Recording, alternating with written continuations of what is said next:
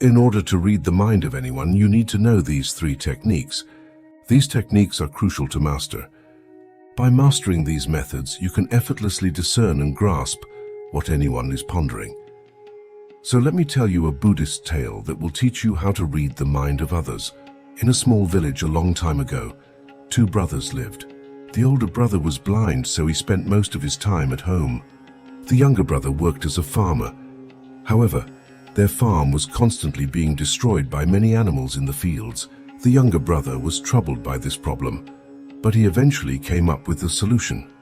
He thought, why not ask my blind brother for help to scare away the animals in the fields?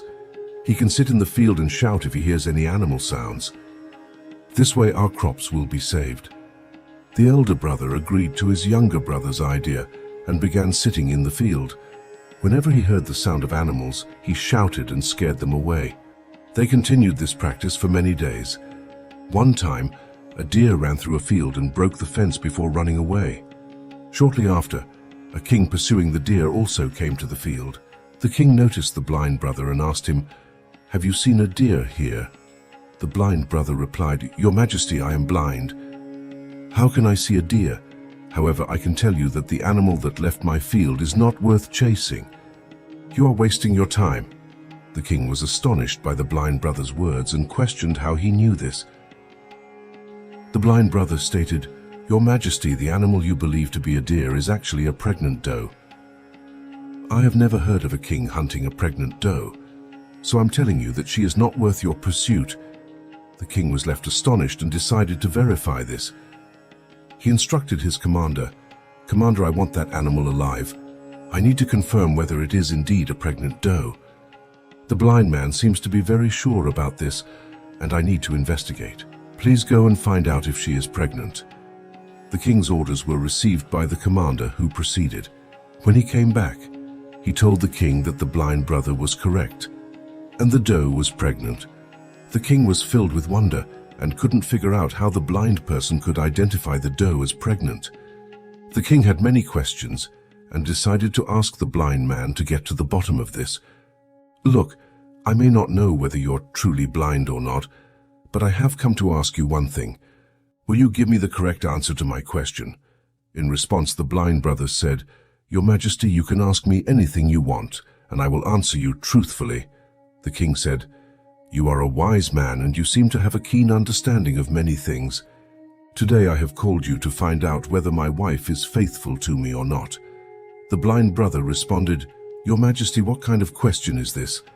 Your marriage has lasted for many years, and now you want to know such things. Why are these questions arising in your mind?" However, the king insisted, saying, "You must answer this question. If you do not provide me with an answer, I will punish you with the death penalty." Hearing the king's threat, the blind brother said, "Your Majesty, if you want the answer to this question, you will have to do me a favor." The king asked, "Tell me, what do I need to do?" The blind brother responded, "For that, you will have to leave your wife alone with me in a room." The king was initially angry upon hearing it, but he eventually agreed to the request and ordered his commander to leave the blind brother and the queen alone in a room. At that moment, the blind brother expressed his desire to touch the queen. Upon hearing this, the queen became furious and started beating the blind brother with all her might. Afterwards, the blind man somehow managed to escape and went to the king.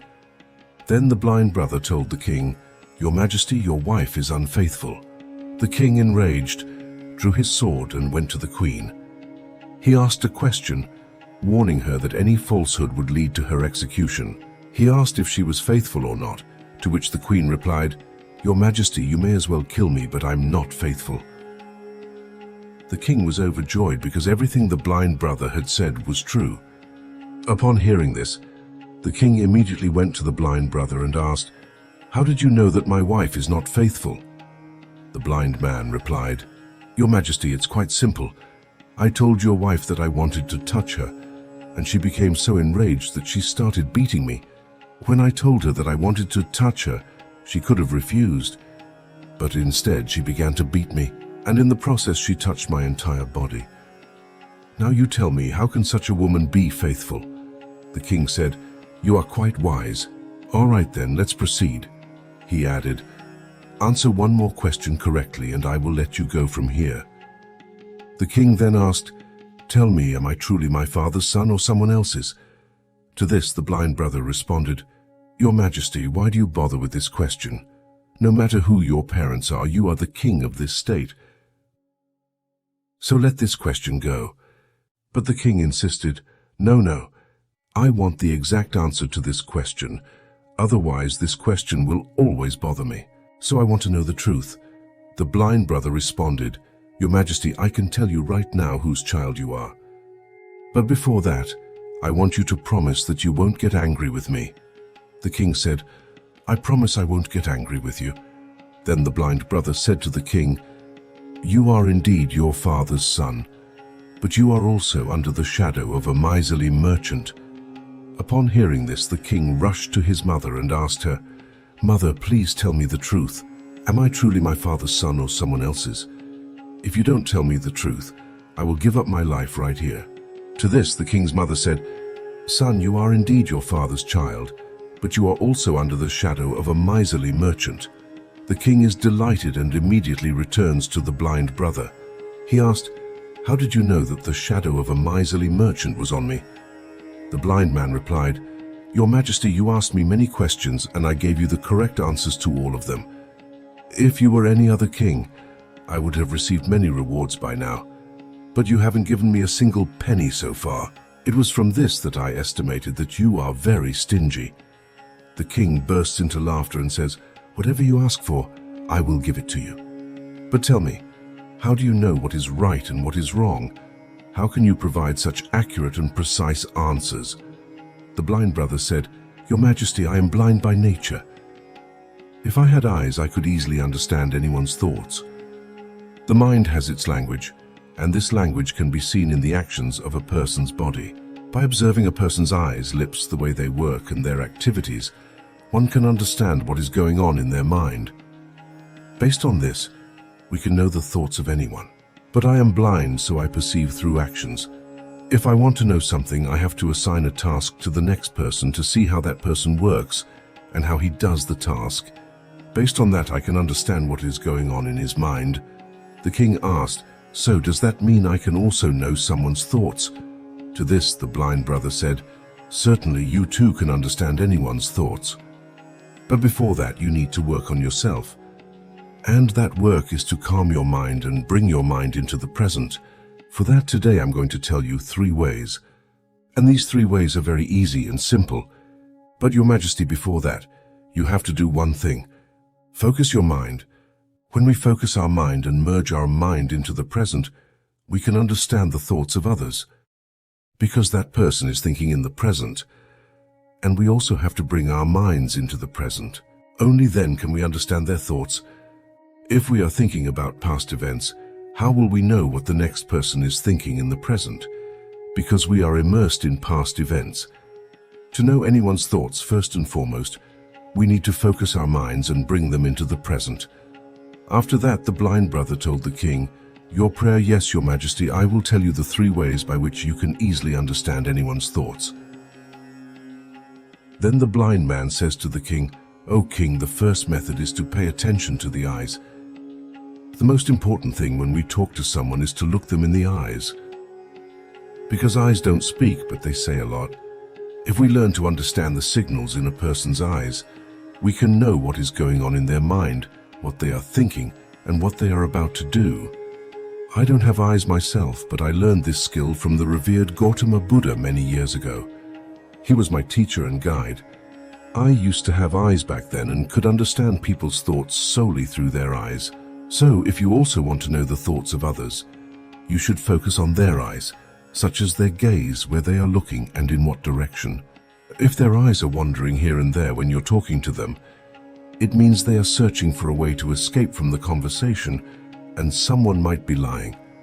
If the person is avoiding direct eye contact, it means they're afraid that their lie might be exposed, and people will learn the truth.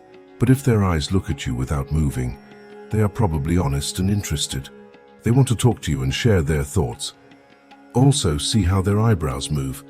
If their eyebrows go down while they look away, they might be thinking hard or worried about something else. If their eyebrows go up and their eyes get big, they might be surprised or curious about what you say. Also, see how big or small their pupils are. The pupils are the black part of the eye. If the pupils get bigger, it means they like you or what you say. They are excited or happy. If the pupils get smaller, it means they don't like you or what you say. They are uncomfortable or angry. Also, see how red or white their eyes are. The white part of the eye is called the sclera. If the sclera is red, it means they are tired, stressed, or sick. They might not want to talk to you. I remember a time when I met a tired person who was traveling. When we talked, his eyes looked around a lot, never looking at me. This showed that he was worried and wanted to go away fast. I thought he might be hiding something. He did not want to talk to me. Then I asked him more questions. I found out he had a secret plan.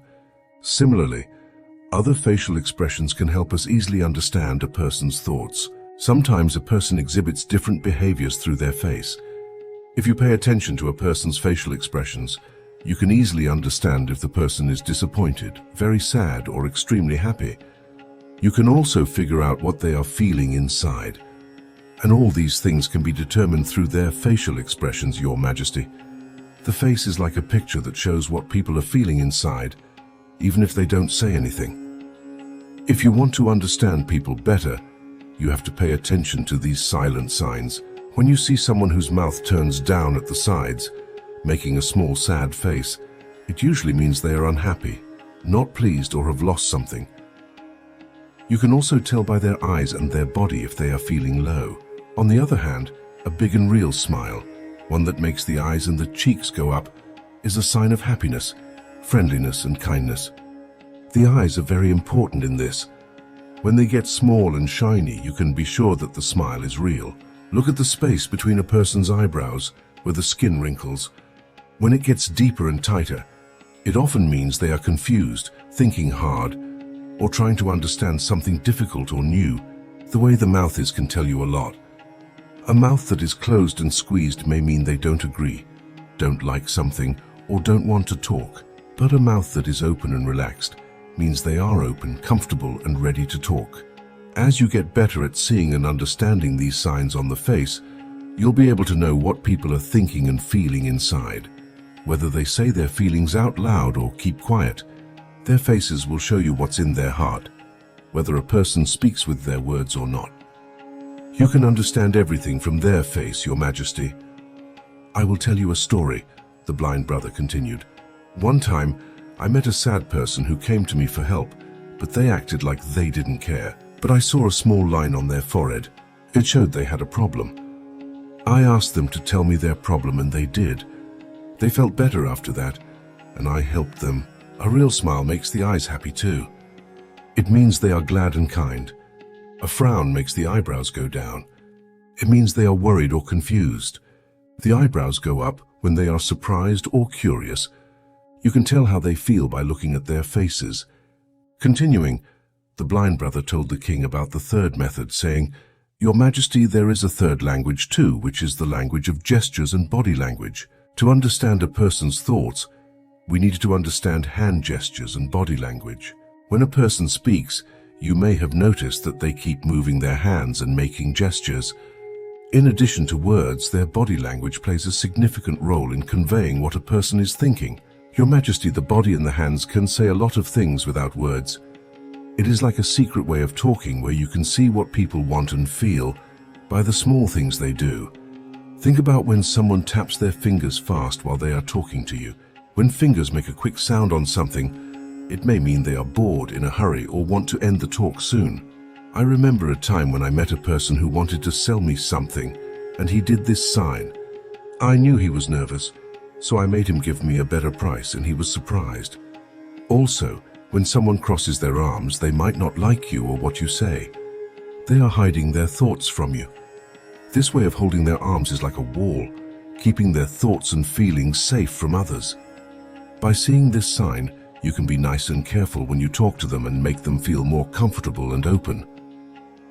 When someone leans forward, they might be interested in you or what you say. They are listening to you carefully. This means they are interested and want to hear more. This way of moving their body shows they want to listen, learn and understand what you are saying. I once met a smart teacher who did this. He was very calm but leaned in with interest, showing he wanted to know more about the topic. Sometimes people who touch their faces a lot when they talk to you can help you know what they are thinking. It often means they are worried, thinking hard, or having a big idea. These small touches show you what is going on in their mind and heart. To be good at understanding others by their body and hands, you have to be patient, watch carefully, and appreciate the things they don't say. These small but important signs, like a quiet book, show you the feelings and thoughts that are hidden inside them and let you connect with them better. If we pay attention to these three methods and understand them correctly, we can quickly know what's going on in a person's mind, how much attention they are giving to our words, and what's happening in their mind. However, before that, you have to focus your mind and bring it into the present. Only then can you pay attention to all these actions, understand them, and realize what's going on in the person's mind. Otherwise, if you are preoccupied with past events or plans, you will never pay attention to the person's body language, and you will never understand what's happening in their mind, what they are thinking. You may have seen many great saints and enlightened beings who look at you with great calm and can tell you what's going on in your mind and what you've come to learn from them. The biggest reason for this is that they can read you and understand you because their mind is focused and peaceful. And that's why they can easily understand your thoughts. If you found inspiration in this story, support us by hitting the like button, sharing it with your friends, and leaving a comment below with your thoughts. For more moments of motivation and tranquility, don't forget to subscribe and ring the notification bell. Your engagement fuels our journey. Thank you for watching.